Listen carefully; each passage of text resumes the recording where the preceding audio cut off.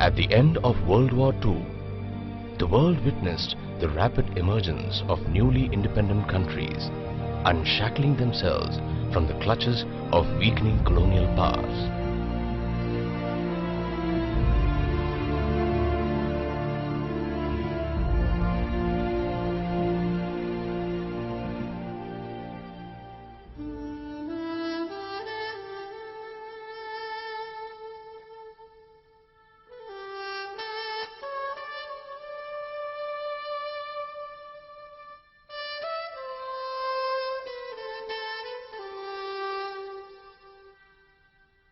Bharat finally obtained its independence on August 15, 1947.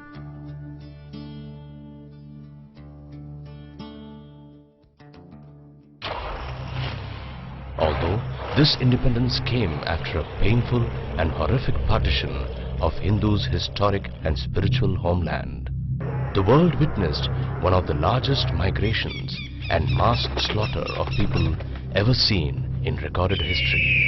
The overwhelming majority of Hindu population was driven out of West and East Pakistan, which is now Bangladesh. Hindus all over the world were facing serious threats to their right to exist. Problems were particularly acute in Pakistan and Bangladesh, where Hindus suffered numerous instances of mass genocide, forcible displacement and conversion. Hindus living in other parts of the world such as Sri Lanka, Malaysia, Indonesia, the Caribbean islands, Africa, Fiji were facing discrimination and humiliation, largely on account of their Hindu identity. There was neither a government nor an organization worldwide to effectively look after the interests of Hindus. It was in this context that Hindus from different backgrounds had decided to form an organization to strengthen Hindu society throughout the world. Prominent and respected Hindu leaders such as Swami Chinmayananda Saraswati, Sri M.S. Golwalkar, Sri Shivram Shankar Apte, Sardar Master Tara Singh, Jain Muni Sushil Kumar, and all the assembled leaders on August 29, 1964, on the day of Krishna Janmashtami, finally formed the Vishwa Hindu Parishad. Over the past 46 years, Vishwa Hindu Parishad has served Hindu society with great effort. The most prominent example of VHP's contribution to the Hindu resurgence was during Sri Ram Janmabhoomi movement, which was the monumental agitation by Hindus demanding the restoration of the holy site of the birthplace of Bhagwan Ram to Hindu society.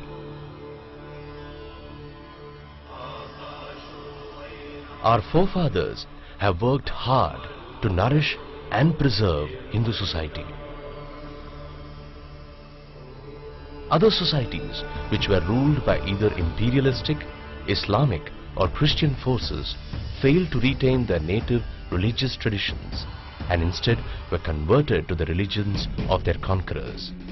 Hindu society, however, in the subcontinent valiantly resisted over a period of 1200 years.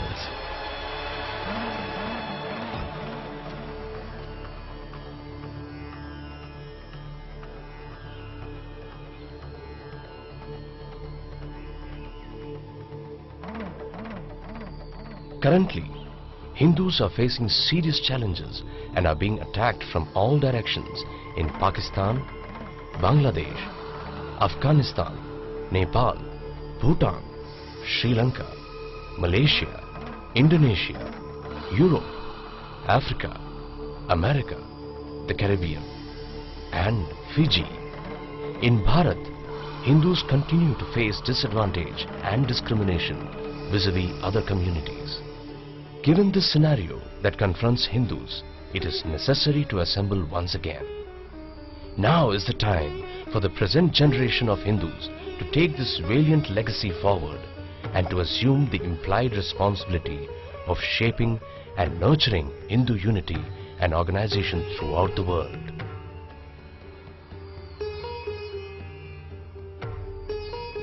The World Hindu Foundation proposes to organize the first World Hindu Congress in the year 2014.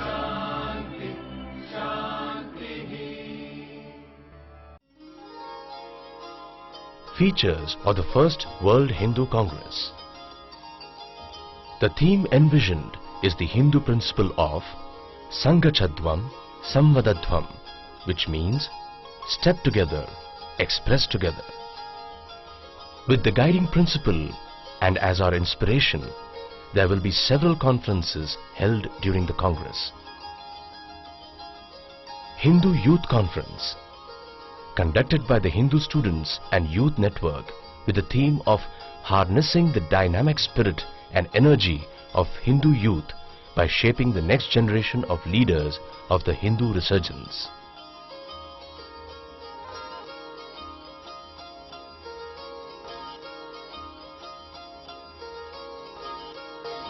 Hindu Economic Conference, conducted by the World Hindu Economic Forum with the theme of shaping the world economy along with making Hindu society prosperous, so that it can decisively influence the world economy.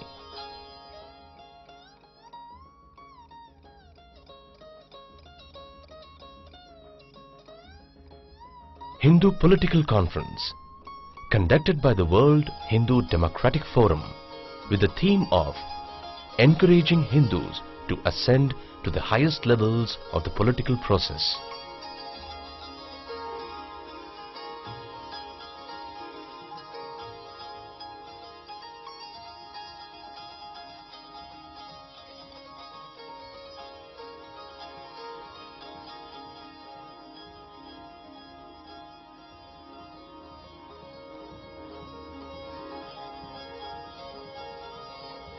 Hindu Educational Conference, conducted by the Hindu Education Board with the theme that education will be instrumental for the Hindu reawakening and revival.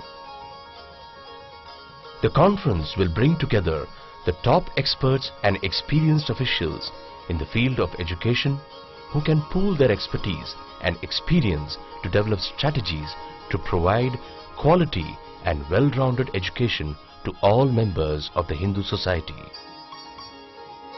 Hindu Organizational Conference, conducted by the Hindu Organizations, Temples and Associations Forum, the HOTA Forum, with the guiding theme of Sanghe Shakti Kalyuge.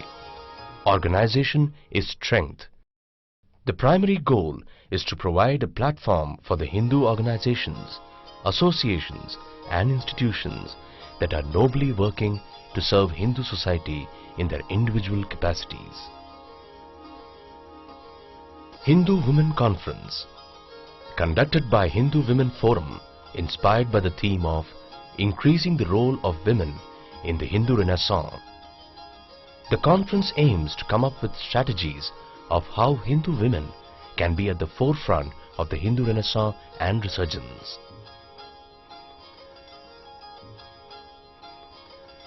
Hindu Media Conference, conducted by the Hindu Media Forum, guided by the theme of establishing a robust Hindu presence in all forms of the media. A satirical quote from the James Bond movie Tomorrow Never Dies sets the tone of the new world order. The power-hungry villain in the movie, Elliot Carver, who was a media mogul bent upon world domination, said that Caesar had his legions, Napoleon had his armies.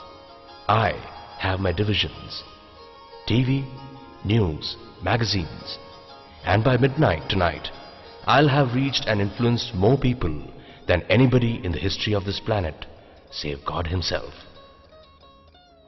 Delegates should be committed to working for the Hindu resurgence.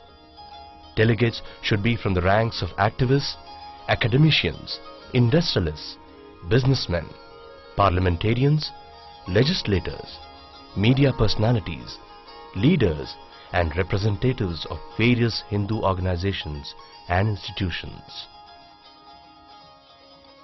While the first World Hindu Congress will be primarily organized by the World Hindu Foundation, all Hindu organizations, associations and institutions are encouraged to participate and are most welcome to become partners in making this event a great success.